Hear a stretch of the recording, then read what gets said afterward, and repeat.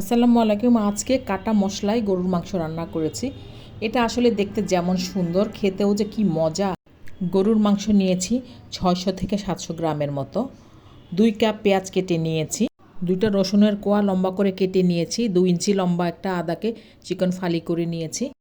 10-12টা শুকনো মরিচকে মাঝখান দিয়ে চিড়ে নিয়েছি। 8-10টা এলাচি নিয়েছি। হাফ চা চামচ গোলমরিচ, 2টো তেজপাতাকে মাঝখান দিয়ে টুকরো করে নিয়েছি। 10-12টা লবঙ্গ, 3 টুকরো দারুচিনি, 5-6টা কাবাব চিনি এবং আধা চা চামচ গোটা জিরে নিয়েছি। যেই হাঁড়িতে মাংস রান্না করব সেই হাঁড়িতে সবগুলো মাংসই নিয়েছি। এবার সব ধরনের কাটা মশলাগুলো এখানে দিয়ে দিব। কোনো ধরনের বাটা মশলা এখানে আমি ব্যবহার করব না, কারণ এটার নামই হচ্ছে কাটা মশলায় মাংস। এবার 1 কাপ টক দই, স্বাদ মতো লবণ এবং 1 কাপের মতো রান্নার সয়াবিন তেল দিয়ে দিলাম। 2টা স্প্যাচুলার সাহায্যে মশলাগুলোকে খুব ভালো করে মাংসের সাথে মাখিয়ে নিতে হবে। মাংস ভালোভাবে মাখানো হয়ে গেলে আধা ঘন্টার মতো এগুলোকে এক সাইডে ঢাকনা দিয়ে রেখে দিচ্ছি। আধা ঘন্টা পরে মাংসের পাতিলটা চুলায় বসিয়ে দিলাম। এবার আগুনটা জ্বালিয়ে দিলাম এবং আগুনটা বরাবরই মিডিয়াম হিটে রাখবো।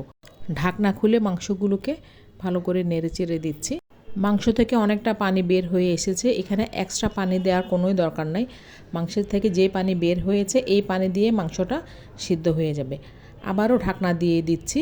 মিডিয়াম আঁচে মাংসটা 2 ঘন্টা ধরে রান্না করে নেব। মাঝে মাঝে ঢাকনা খুলে মাংসটাকে নেড়ে দিতে হবে। ঘন্টাখানেক পরে ঢাকনা খুলে মাংস নেড়ে চেড়ে দিয়ে 8-10 কোয়া রসুন ছড়িয়ে দিলাম। ঢাকনা দিয়ে চুলার জালটাকে আরও কমিয়ে দিলাম। প্রায় 2 ঘন্টা পর ঢাকনা খুলে 3টে কাঁচামরিচ ফালি করে দিয়ে দিলাম এবং একটুখানি নেড়ে চেড়ে দিলাম।